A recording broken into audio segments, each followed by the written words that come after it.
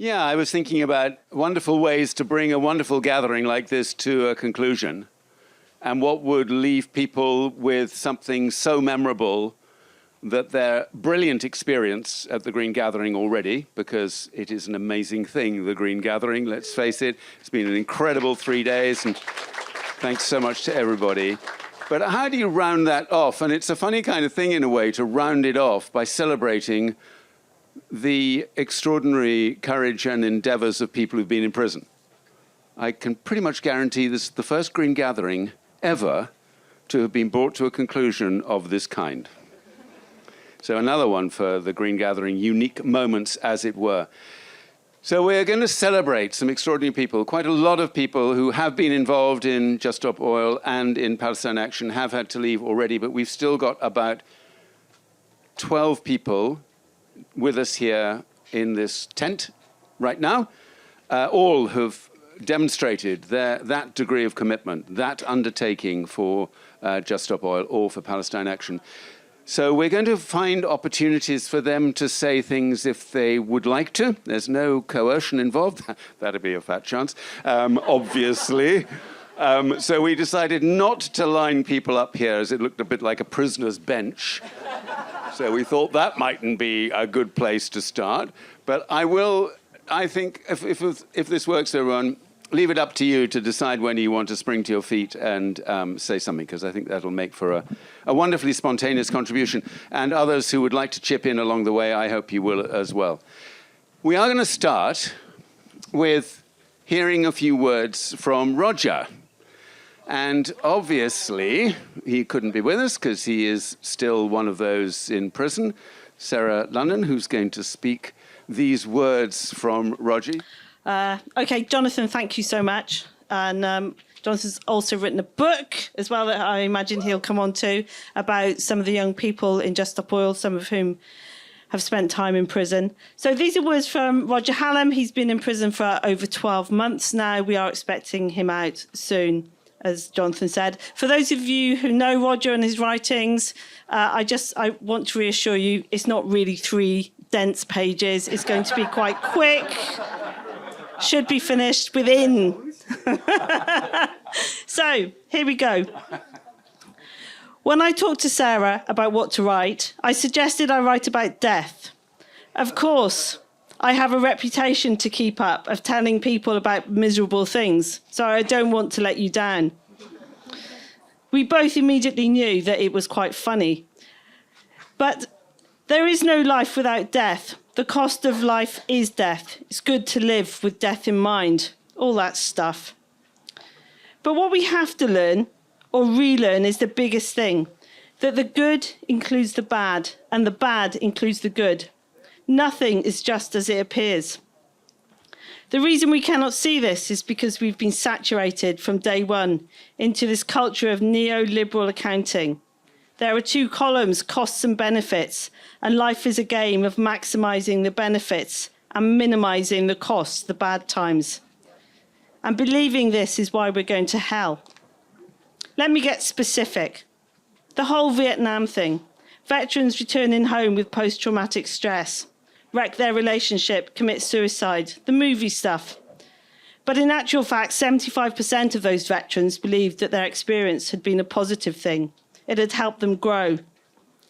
Having read a few books on post-traumatic growth while sitting around my cell, it turns out really bad things happen after really bad things happen, around 3 times more people experience a post-traumatic growth than post-traumatic stress.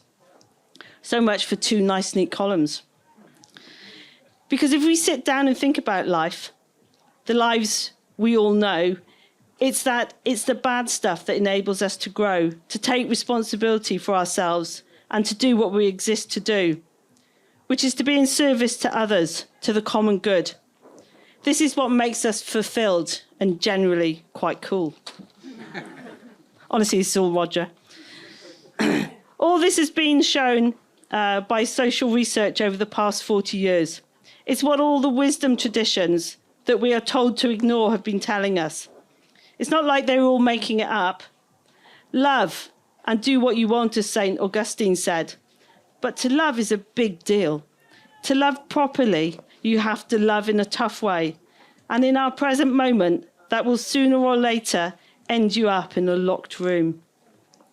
So I know what you're thinking. Yeah, we all know this stuff, Roger. You're right, I must try harder, I will try. I'll sit down and give myself a good talking to and decide to be more courageous. But let's be clear, no one ever decides to be courageous. It's not like deciding to buy some bananas. Oh, I think I'll be courageous today. No, it's what actually happens is you find yourself having courage. And you do that by being in community with others. We are not designed to do it alone. That leads to frustration, contempt, and burnout. There is only one decision to make, and that is not to be alone. To decide to be in community with others. And through that, you will find yourself going out to do action together. You act, not because you decide to act, but because those around you act. As I write this, 600,000 people have just signed up for this new left movement. Why? Well, because others have signed up. Because we are so fucking mad and miserable and desperate about the way the world is going. As soon as any half-decent collectivity appears, we surge out of the prison door to be in community with others. And so we have another moment where hope reappears, a sliver of possibility of another world, another maybe. This is not the time for worrying about costs. It's time to join in, to create community, to mobilise, as we all know we need to. Because coming back, I'm getting to the end, coming back to the death thing, the bottom line is this. The question is not what is to be done. The question is, and it always has been, just one question. How do I want to live the rest of my life in the time I have left? So that when the moment comes, and it will come, when we're on our deathbed, we will not be thinking about the cost benefit, about all the easy times we stocked up. We will be thinking about when we bore the costs and how the costs enable us to grow and to show up. We have to seize the day, as they say. We need to join with others, and the universe will grace us with the rest. So to sum up, I have to say that being in prison for the last 12 months has been without doubt the best year of my life. Not best in the happy clappy sense of jumping around my cell full of joy. And I don't mean that shitty things haven't happened. In fact, plenty of extremely shitty things have happened. But the whole point, right? But that's the whole point, right?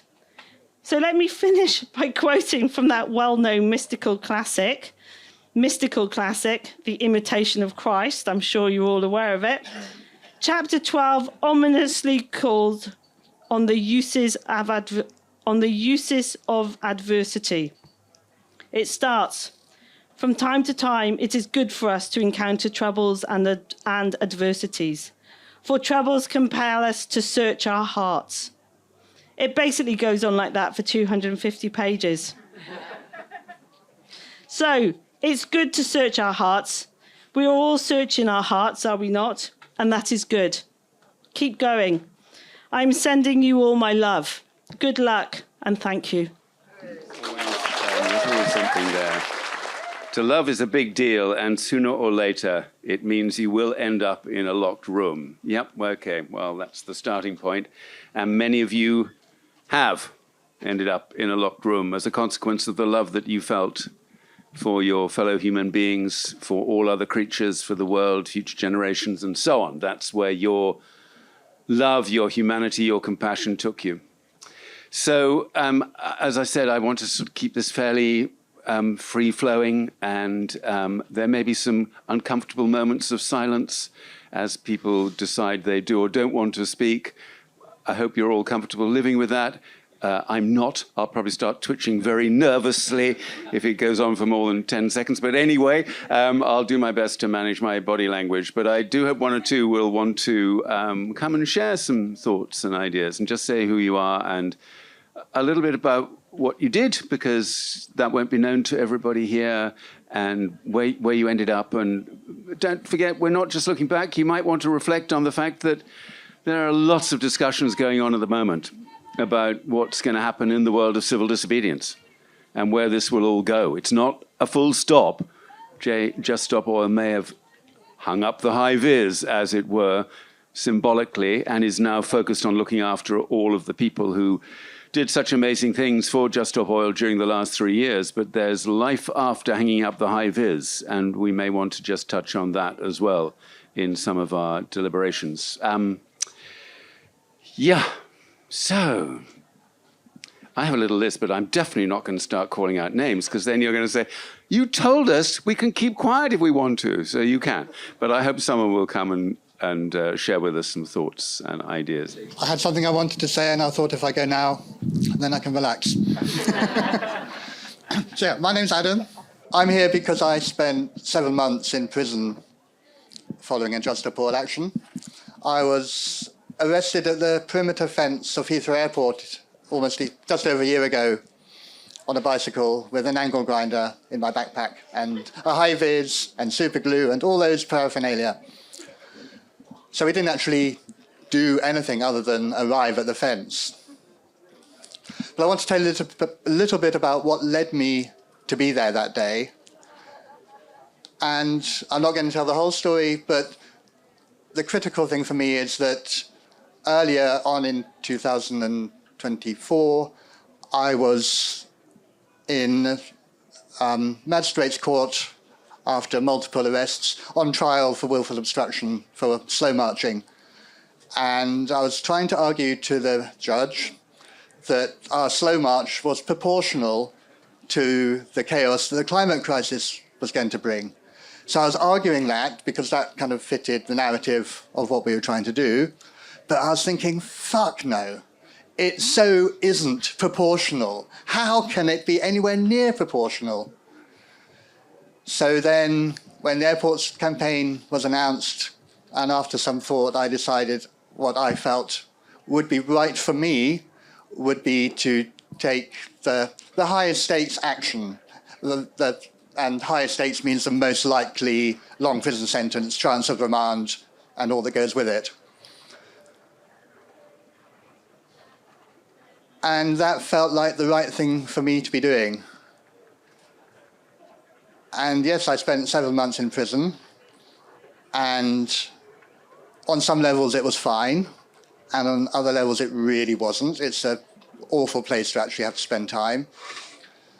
And I just at this point want to point out that there are many of us who are in prison, and obviously I would say we shouldn't have been in prison, but looking at the prison population as a whole, there are vast numbers of people languishing in our prisons who really shouldn't be there.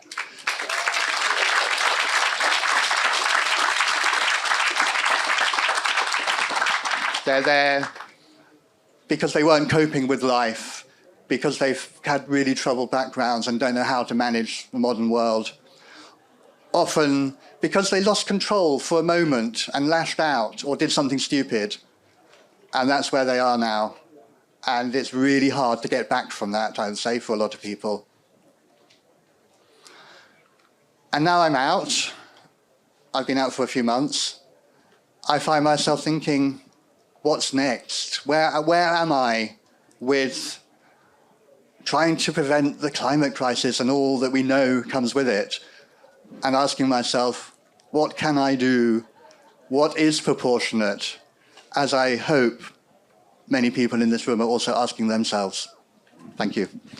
When I realized what climate change was about, I decided to abandon my career and start farming. And that meant moving my whole family over from London, Kent area to Cornwall and learn something that I have never had any encounter with before. And I've been doing that for 20 years. So that was the first thing, and that was hard, and it was enjoyable, and I'm very pleased with what we have done there. The second time was when I heard the original video from Extinction Rebellion explaining what is happening and what we should be doing. It suddenly opened my eyes in the sense that my individual action wasn't actually helping very much to reduce climate change, to avoid climate change, and I needed to actually do something else. So I immediately joined XR, started a local branch, and participated in most of the actions that XR have done.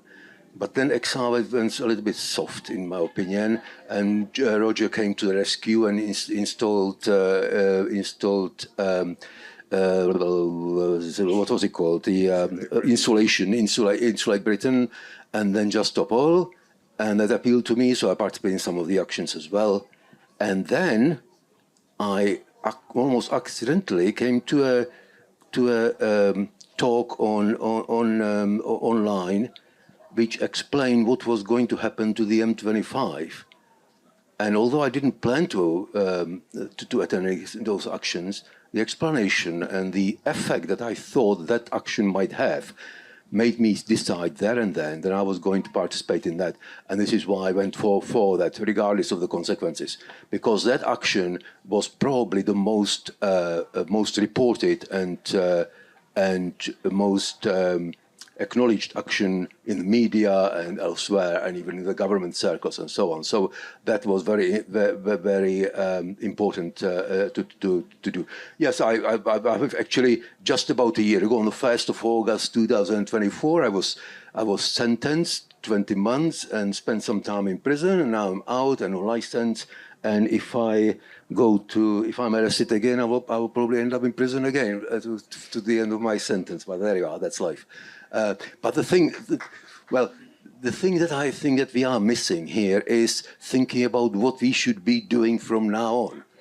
These actions are now quite difficult because as soon as you step out of the line, you get arrested, and the sentences are enormous. And I think maybe I've said it in a previous talk. Maybe you should be talking or thinking about what else we can do. Such as damage to property or some other action which might be beyond the non-violent direct action movement. That's all. Thank you. Thank you. So my preferred name is Salem. My legal name is Christopher Bennett. I was involved in a... Okay, first I'll try and go back a little bit. I became interested in protest because I knew that I could potentially go to prison when the PCSE bill came into place. Police Crime Sentencing Courts Bill, something like that. 2022.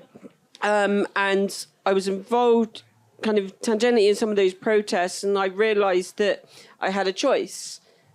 Either I was silent, I would take part in kind of what I saw as ineffective protest, or I would eventually end up in prison. And for me, like, I have a very privileged position. I don't have kids. No one would go into care if I went to prison, and I could more or less put my life on hold for about a year while I went to prison. So I decided I wanted to use my privilege in that way. I dug a tunnel underneath a road leading to an oil terminal in Essex.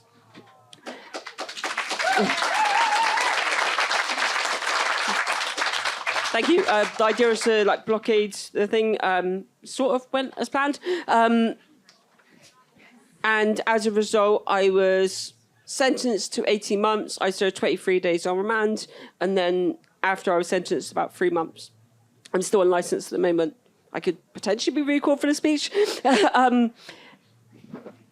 But what I learned from that experience was that accountability is great. And the idea of accountability is great. The idea of standing up in the courtroom and defending your values and everything is great. But equally, watching my trial, watching so many other people's trials, you do not get a chance to defend yourself. And you will not get a fair trial, as I think I grew up kind of thinking that would be the case. I believe that was like a value of our justice system. And so taking that forward, I wonder, like the gentleman before, and I think a gentleman who was up on the stage in the sort of session before was talking about, we perhaps need to get more comfortable with the idea of unaccountability, especially remember like the words of another activist who said, to be accountable is a very privileged position. Like, I'm very white, I don't have kids, I could go to prison. So many other people would, because of the colour of their skin, religion, or various other factors, don't have that option. And so it recognises that not everyone has that like privilege, and allows them to take action.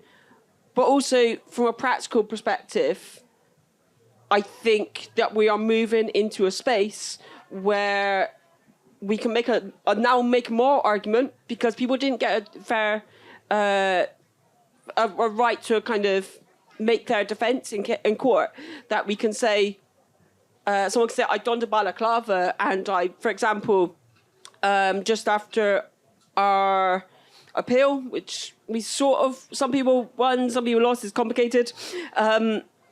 Some people sort of done balaclavas, hid our identity, and they cut the cables of an insurance company. And the reason they gave for this was basically what I've just said, that we are not going to get a fair trial. And that as a result, we have to choose a different strategy, if you like. And that's not always going to be sexy. That's not always going to mean you get loads of kind of press attention. But I think it's worth, at the very least, kind of assessing that. Thank you. Brilliant. Hi, everybody. My name's Louis McKechnie. I've done 8.5 months in prison. 7 months were for Just Stop Oil. In one stretch, I was moved 3 times. So in that 7-month stretch, I was in 4 prisons. The time before that was Inchlight, Britain, 6 weeks. I went in on my 21st birthday.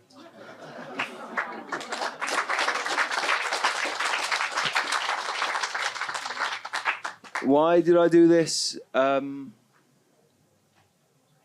look at the world, I look at the powers that be, I look at the way that this world, the ecosystem of which I'm a part of, that I rely on to survive, my generation relies on to survive.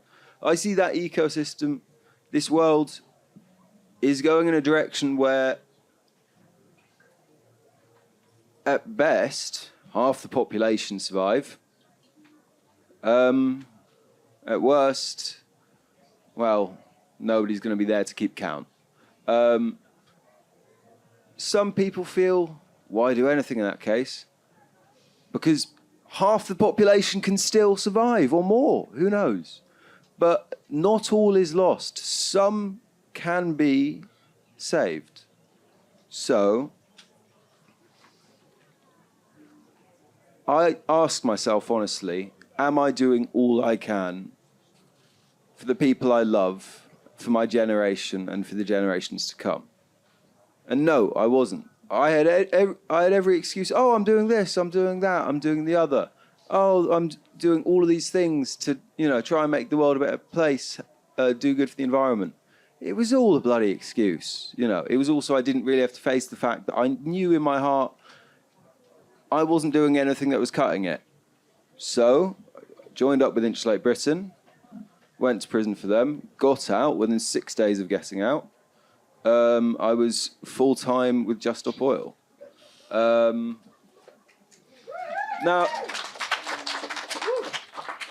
I'm, I guess, known for locking my neck to a goalpost at a football match, running onto a Formula One racetrack, amongst...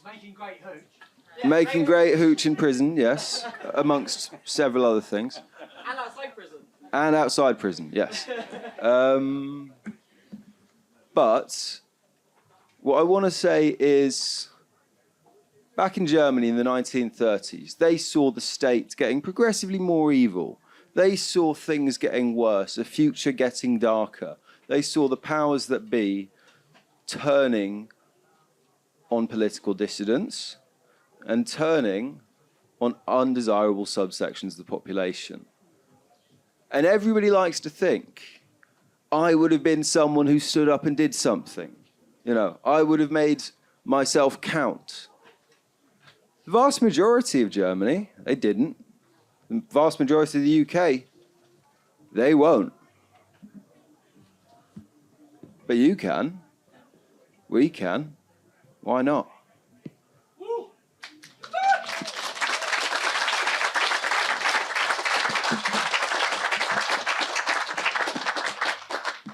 And right now, I'm on 2 suspended prison sentences. That means, and probation and community service, and a million other things, and a football banning order, and I'm not allowed in airports or roads or petrol stations. Yeah. So I can no longer accountably disrupt the supply of fossil fuels. I can no longer accountably support groups that are not pro-social. That's all I wanted to say. Hi, my name's Rosa Hicks, and I was sentenced to 15 months in prison for involvement in an action at Heathrow Airport. I didn't really know what kind of things to talk about here, because obviously going to prison is such a roller coaster of emotions and lack of agency, and the build up to even get there, the experience afterwards. But like Roger said, and others have alluded to, for me, it was never really a time of, yes, now I'm brave, now I'm courageous, now I'm doing this. It was just a series of small decisions, and these decisions, and also quite big decisions, and these were more to help me not have a dissonance between my actions and my values. And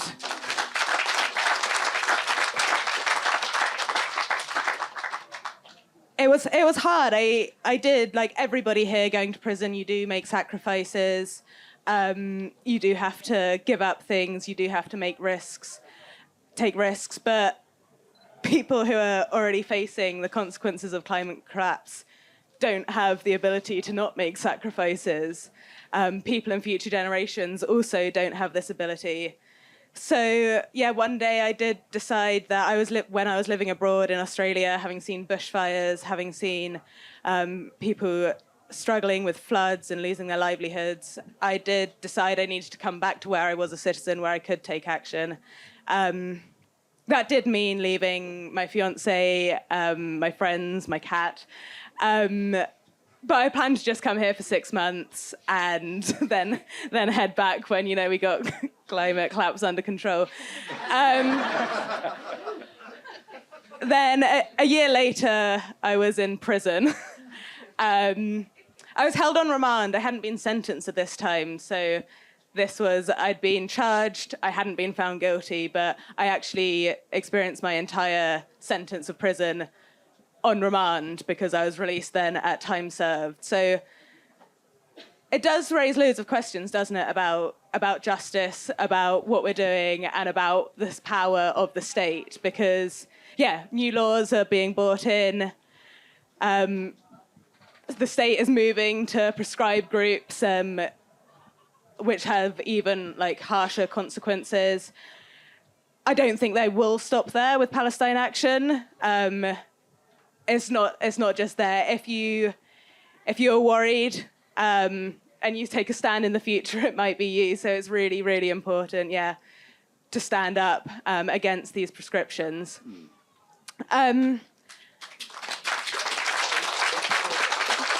But I think as well, a key thing for me was in prison. It's not easy, of course. You are stripped of agency. You are stripped of vitamins, you are stripped of daylight, you are stripped of, your family, your friends, your livelihood.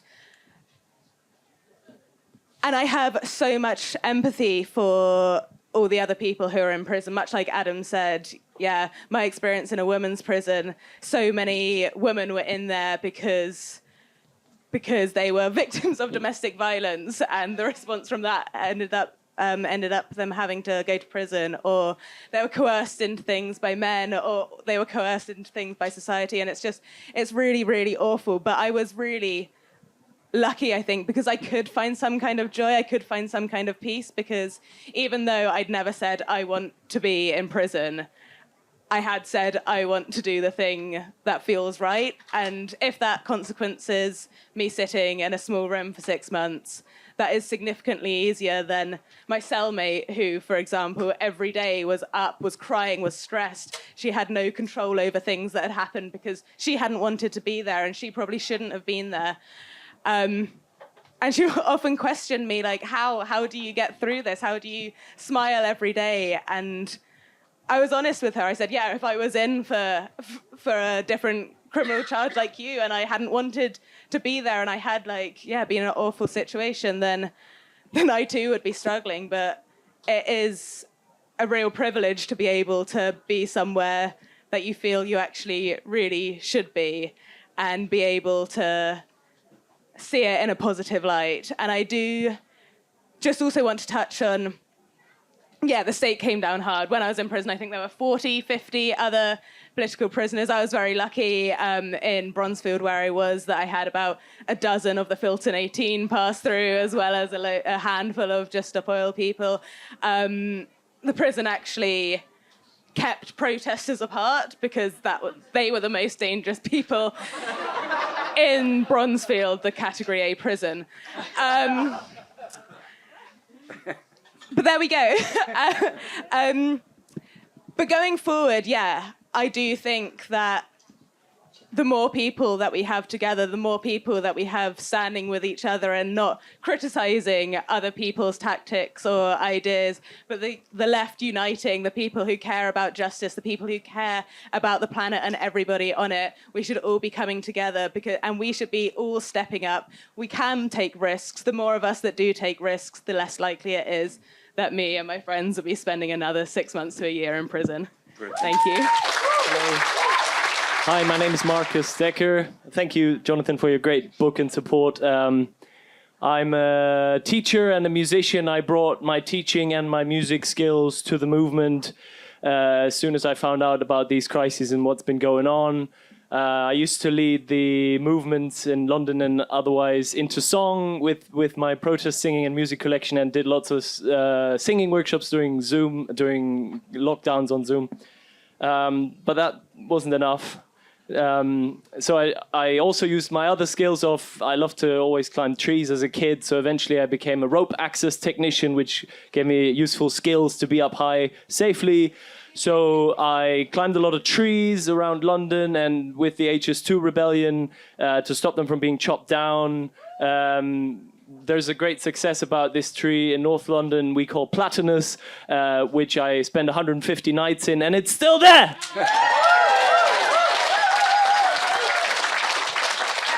They still want to cut it down 5 years later, but we are carrying on the fight anyway.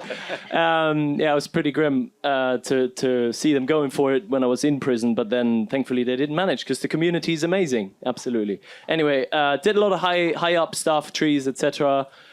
Then my friend Morgan came to ask me a climbing specific question when I was finally able, from a personal point of view, to enter into full civil resistance, having all the privileges of being a white man and wanting to use those privileges and the education I've received to stand in solidarity with those that are already being washed away, or they're already on fire, or they're starving, or their children are, and those most affected. So I thought, well, when Morgan asked me these questions about this climb, he was like, how do you climb something that's about this diameter and about that angle for a really long distance? I'm like, what is that question?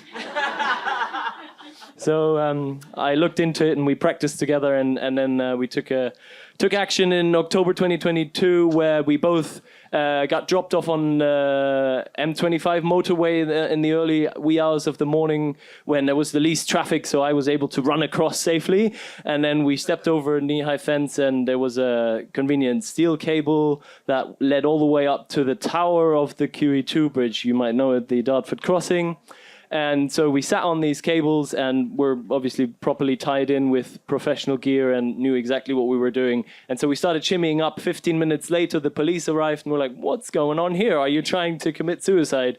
And we were like, "No." And then they didn't even ask me to come down. I don't know why, but we just carried on shimmying up for a total of 3 hours, and we were singing some songs on the way, etc.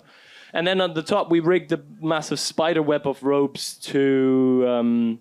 basically, once it was all in place, drop a huge banner called "Just Stop Oil." That's what it said.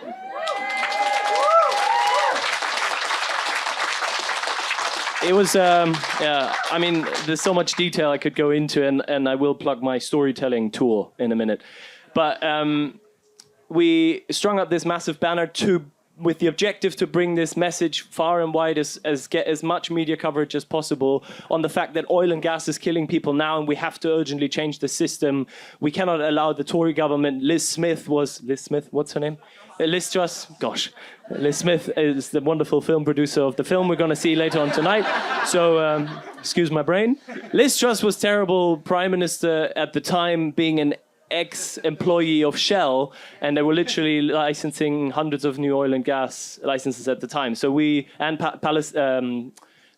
Pakistan had just massively been flooded in 2022, so much suffering. So we thought we gotta get the maximum media attention on that, and tried to do it by hanging that banner, and then hanging hammocks under that banner. If you're gonna block a motorway, you might as well take a hammock. And we stayed up there for 37 hours, and then we had achieved our objective, we felt, so we communicated with the police. They came with this huge cherry picker that they had to practice on first, because no one had ever been rescued at that height before. I think it was about 400 feet from the River Thames to where we were, if I get the figure right. 150 to the road, and then another 60 meters, whatever. Do the math. And so... yeah, they threw the book at us. We expected a bit of prison time at the time, but we were kept in, not let out on bail. So we were in for 6.5 months until our trial. It was a Basildon jury, and the judge, Shane Collery, stripped us of our legal defenses, so there was no chance to win this trial. And we got sentenced to more than 3 years, and me 2 years and 7 months of prison, which were the longest sentences at the time. So we thought, okay, that's crazy. And then we thought, okay, we'll appeal that. The appeal didn't work. They said their sentences are severe, but not manifestly excessive, whatever that is. So they put it into law that this is sort of an appropriate response to peaceful protest. And as if that isn't already bad enough, I ended up spending 1 year and 4 months in prison in total, 490 days. As if that isn't bad enough, my passport's German, so they want to deport me. I've got an ongoing deportation court case, and I believe I'm the first peaceful protester in this country to be facing deportation. I'm still wearing my GPS tracking ankle tag, which keeps track of me. Yeah, but it's a very slow process, this deportation stuff. It's been over 2 years already since I first got served that order, and only just now, few weeks ago, we got found out the first court date, which is in November this year. And then, unfortunately, we are not expecting that to be the end of it, but rather that whatever the outcome is gets appealed. That'll take it into the next year or however long in the future. It might be a few more years until I get this thing off or whatever happens. It's completely unprecedented, so we have no idea how it's going to go. But people are probably going to think that's pretty bad and like how awful. I feel that to be in this position is somewhat appropriate to the day and age that we live in. I mean, the others before me have said it very well. It's an honor to stand in resistance when you know the real criminals are those that continue to license more oil and gas, etc. And so, yeah. Oh yeah, my plug. So the legal fees are going up, so if you want to donate, chip in. There's a QR code here for the deportation order, and then the story is so much more longer and more interesting than I was just able to briefly summarize. So I'm touring a storytelling evening across the country very soon, and if you're interested in either coming to that or supporting that, you can scan this QR code, and there's a little form to leave your details. That would be very nice. Thank you. Marcus, thank you. Hello. Hi. I'm Noah, I'm 20. I've been to prison twice for Just Stop Oil. The first one at the end of 2023 for slow marching, but that was only a few weeks. The main one was I was swept up in a conspiracy around the action at Manchester Airport last year. I bought the burner phones for the action, that was it, but that was enough for a conspiracy. So first of all, before I go on, massive shout out to my co-defendants, Ella, Daniel, Margaret and Indy, who did something much cooler, or attempted to, and therefore are on licence and cannot be here today. But yeah, they all appreciate all of this, so thank you everyone. But yeah, so second time, I wasn't planning for it. It wasn't intentional. I knew I was taking a risk, but I was very much hoping not to. And so a lot of people have always assume that I'm angry or I'm upset about being remanded, when in a way I am, but in a much larger way I'm not. Prison is a fundamental part of making change. Every group that's made change in the past has had people go to prison. Obviously, not everyone is in a position to go to prison, and that's more than valid, but the fact is people will have to if we want to make change. Because obviously they have all their vested interests as much as we do, and as much as we push, they will push back because they want to protect what they've got.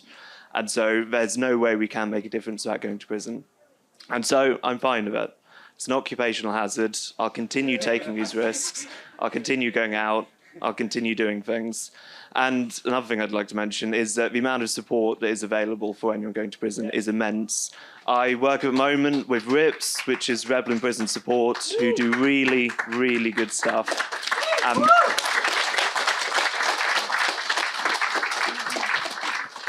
Oh, yes, there's a RIPS donation bucket there. So, yeah, like I said, RIPS organising postcards going to prisoners so they get loads of support, sending money if they need it, and lots of cool stuff that is really, really important. So, yeah, if you do have some spare change, drop it in the bucket. But, yeah, prison is shit. It is unfortunate, but it is necessary, unfortunately, and we have the support that can help us. Thank you, Jonathan. Hi, thank you everyone. It's lovely to be here. A little nerve-wracking. I'm going to tell you, John Donne, these were my best days when I was most afraid. A lot of things have already been said that I would echo. The support from JSO and huge amount of support that I had. I didn't say my name. My name's Gaie Delap. I'm 78 now. I went up the country with Paul and the groups when I was on day 3. The people on day 1, they hadn't actually, they hadn't got it together because they're still waiting. Anyway, so where was I? I'm a Quaker. And Quakers share a lot of the values of JSO. I'm very interested in this. I want to write it up a bit more. But, central to being Quaker is tell the truth and act according to your conscience, or as Quakers say, as your heart leads you. So I think that's what has been sort of propelling me. But to go back a little bit to my own history, I don't think of myself as brave at all. I've done slow marching, that's brave. I've been on the front line in Palestine and been shot out, but that's another story. That's scary. It isn't so much brave, it's what's scary. It wasn't scary to go up to climb on a gantry. It isn't very high. It's only a metre higher than a lorry. Anyway, I didn't think it would go on so long, that the repercussions of that action. But how it came about was that I saw Roger putting out a call for 70 climbers on a Zoom, and I thought, well, I don't have to worry about that. I've never climbed anything more tricky than an apple tree. So I let it rest, and then it just sort of fizzled away in the background, and then I found out more about it and thought, Shall I, shan't I? I did it. Anyway, but just to go back to my beginnings, my youth, long time ago. My father read me Rachel Carson, Silent Spring, when I was about 4 years old. So I think some of that may have sort of seeped in, even though I probably didn't understand it at the time. And I was expelled from boarding school. I don't want to talk about that now. So, but I don't think of myself as a rebel. So or brave. I'm not a rebel. I'm not brave. I couldn't be more ordinary. But I want to say a little bit about my own perspective of climate change. When I was little, my job, after we'd done a long car journey, we had a very ancient Vauxhall, my job was to scrape about an inch of insects stuck to the windscreen and the headlights. I mean, just think about that. There are no insects. I've lived in my own house in Bristol for about 45 years.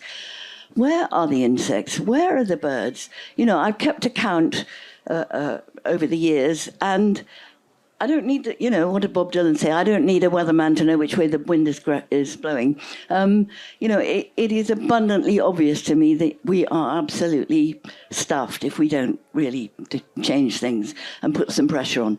So I climbed up the gantry, and what happened next? I spent just under 6 months in prison. There was a little gap in the middle where I came out, and they couldn't find a tag, which is absolute nonsense. Of course they got tags. The Serco's just absolute rubbish. So then I went back into Eastwood Park just before Christmas, 21st December, having done 3.5 months in Peterborough. I do agree that prison... Lots has been said about it, and I could go on forever. It's survivable. I mean, I think I'm quite tough and resilient, actually. I've got 6 grandchildren, and when they were told that, they call me Haji because of my sort of Arabic, working in Arabian countries. Haji's Arabic for granny. And when they were told that Haji was in prison, one of them burst into tears. My favourite. All the others said, "What's for tea, Mum?" So there you go. So I'm hoping that they're going to grow up tough and resilient too. But now I've lost the thread of what I was going to say. And I'm going to wind up anyway. But it's fantastic to see you all here. What more can I say? I was going to end with my favourite Ben Ockrey. In prison, there was in both the prisons I was in, I found Ben Ockrey books. I'm a big fan, and he wrote this epic poem, and the repeat in a book called Tiger Works, which is just a few years old, and the repeating theme goes, "Can't you hear the future weeping?" It's going to make me cry. Our love must save the world. So I'll finish on that. So, I'm not very good at improv, so I've got some very small notes here. I had no idea what to say before now, so I kind of made it up a bit. So I guess I'll just start with what I did. I feel like I'm kind of old news at this point, really. Not really news anyway, but I went to prison for climbing a gantry, like many people here, back in November 2022.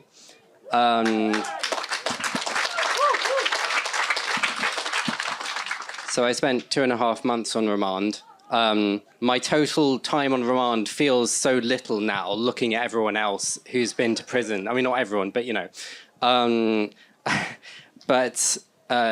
then I went to prison again for 6 weeks for gluing myself to the Royal Courts of Justice because of the injustice of injunctions, which are being used to crush, protest in ways that are, insane. But the whole system is insane. I want to say, so I'm quite privileged. Well, I'm very privileged to be able to go to prison, not have really any people depending on me that would be screwed if I did, even if they get very upset, which is fair.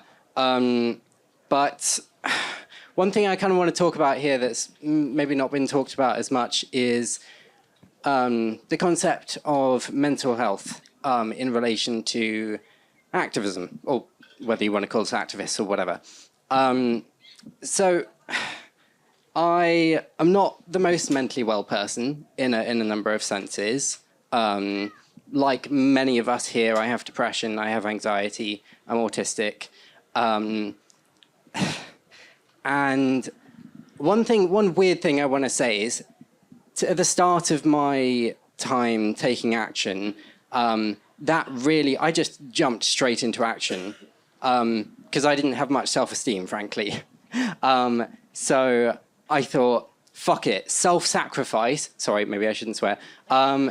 Self-sacrifice, brilliant, do that. I don't care about myself at all. So it can be quite helpful in that sense. But the other thing to consider is, well, it also can be obviously the opposite in the sense of the second time I went to prison. The first time I went to prison, it was mostly fine. Second time, quite difficult. And then I went to prison the third time a bit later, and that was absolute hell. And it's been really difficult to battle with myself in not having gone back to prison after that. I had a time during then when I was thinking, am I going to spend the rest of my life in a revolving door around prison? And I still haven't found the answer to that, frankly. Because what other people have said, the people who are facing the climate crisis at the moment, who are going to be facing the climate crisis coming up, half the population are going to die. They're not going to die in a nice way. They're going to die in a horrific way. And we really have to understand the suffering that they're going to experience. And frankly, I have no idea. I have no way to conceptualize that. It is beyond our imagination. And they're not going to have any choice. Whereas I did have a choice, and I could spend my life going back to prison and going through that system. And I still don't know where I stand with that. And there are a number of other people I met in prison who also didn't have a choice in their playing there. I met one person who was there for, they lost their passport in the UK, or their passport was stolen whilst they were at a youth hostel, and so they were put in prison. I met someone who was put in prison for years for putting Free Palestine on Facebook groups because they decided that they were linked with Hamas. It's what we see. We are the people who are seen to some extent, but there are hundreds, thousands out there who go behind closed doors and no one knows. And we need to remember that. And we also need to remember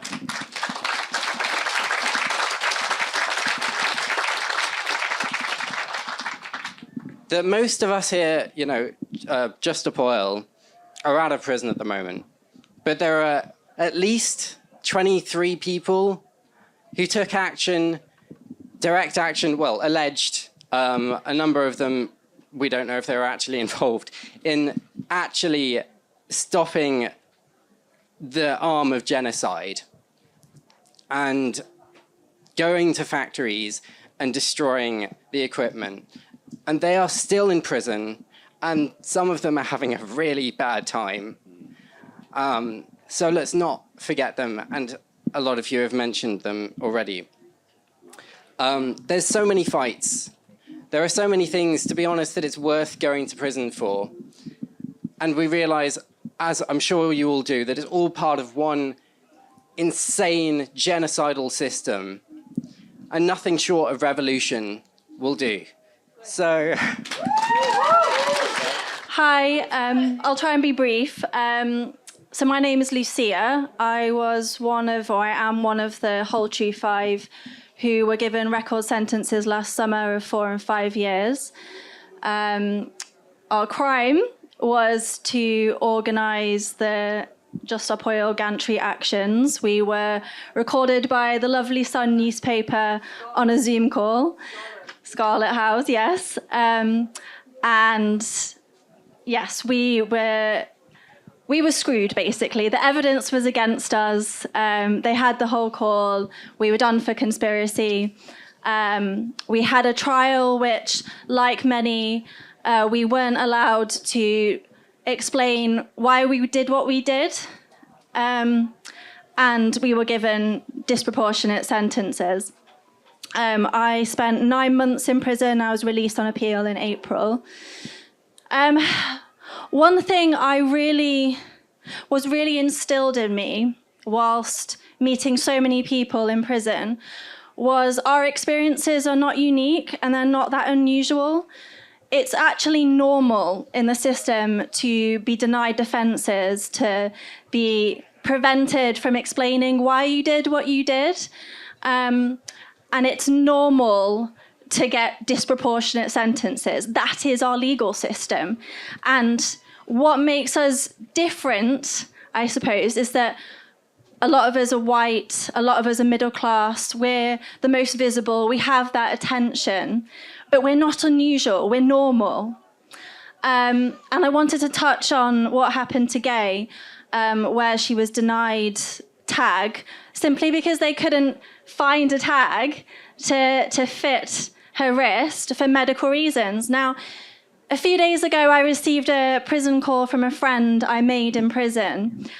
She was released at the end of June and she spent 3 days outside before she was recalled. And she was recalled because when they came to fit her tag, her wrists and her ankles were swollen. It was a hot day. They were swollen and they couldn't fit it. So instead of doing their best to make sure that they could accommodate for her medical needs, a few days later when she was speaking with her probation officer, the probation officer didn't give her any hint or pre-warning. When she walked out of the meeting, there were 2 police officers waiting for her, and she was recalled to prison. And she's there now, and she's fighting to get out again. So it's normal. It's not exceptional. This is what happens to people all the time. And I think what I would love to convey to everyone is that this system, the way that we supposedly hold those who do harm accountable, actually does so much more harm. And if we are talking about a better world, if we are describing a vision for a better world, it has to be the abolition of the carceral system. It has to be a new vision for how we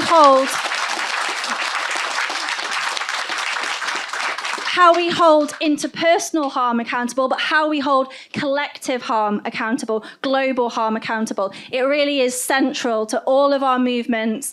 It's essential to climate justice, social justice. It's essential to a free Palestine. I encourage you all, if you haven't engaged with abolitionism, please do. My name's Sean O'Callaghan. I suppose in one sense I'm one of the lucky ones because I only did a month, and then for a tiny little discrepancy in our plea hearing or in our bail hearing, I was one of the ones who got out. Yeah, I'm not going to go into why. It's ludicrous. But really, one of the things that I wanted to say was actually the reality of going to prison is obviously a very stressful one. It's very anxiety-inducing. There's a lot of difficulties, as you've heard. But the amount of privilege that I feel a lot of the other people who've been to prison realised while in there came from the support from outside. And I cannot possibly explain how exciting getting the letter package under your door every day or sometimes every few days because they can't be bothered and they bundle it all together. But getting those letters of support, the poems, the pictures, the words of gratitude was incredible. So I just want to, everyone who's ever donated to help us to have our canteen or to do anything on a money side of it, or who has sent letters or any expressions of support, thank you so much. So I think give a round of applause for everyone who's done that.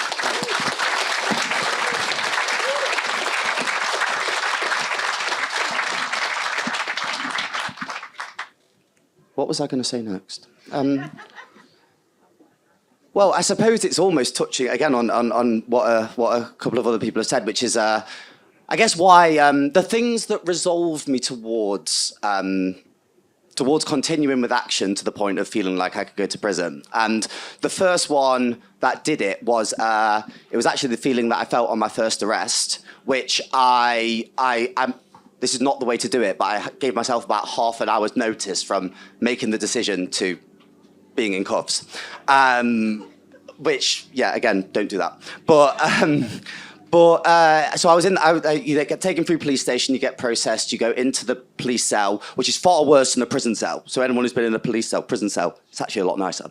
And the door's shut, and it was supposed to be the most scary experience of my life. It was supposed to be the thing that you couldn't ever imagine, having your freedom and your autonomy taken away, and that big door slamming and locking. And for the 2 to 3 years before that point, I'd been feeling an insane amount of guilt and conflicting feelings about what my role as an environmental educator. I was educating kids on like the wonders of the outdoors and how to love and appreciate it. And it was the feelings associated with that were so loaded that were filling me with guilt, because it just wasn't a proportionate response, just as Adam said earlier on. And so I took that action, involuntary action almost, was in the cell, and that guilt that I'd been feeling for the last couple of years just dissipated. It vanished. And I sat there and I felt the greatest amount of peace, because my thoughts, my feelings, and my actions were all in line.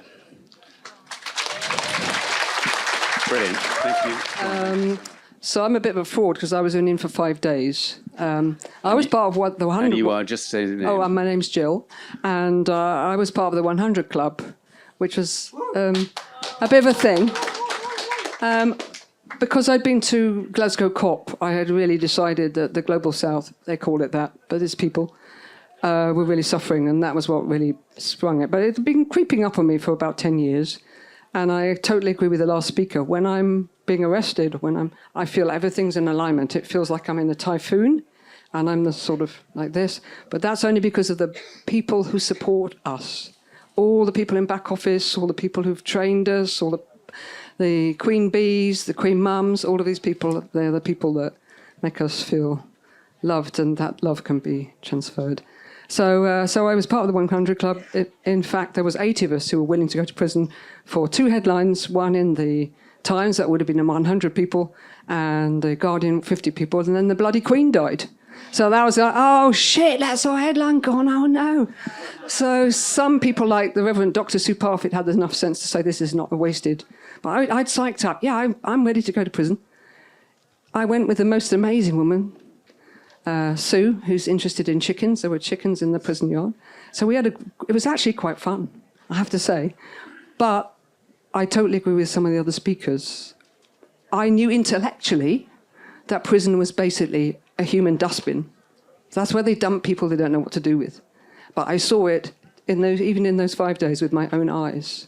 I think, and I came out and said, it's totally made me against prisons. And all I can say is it was a perfectly logical step for me. It wasn't a struggle to decide to go to prison. Whether I do it again, I don't know. It depends. I'm really keen to see what happens with Just Up All Next, or whatever the phoenix that comes from that is. And I see so many lovely people here. It just makes me... I'm going to cry now. Thank you, Jill. That's wonderful. What a humbling experience that was. Thank you so much, everybody who's given testimony. And thank you all for coming. Yeah, it really is quite humbling.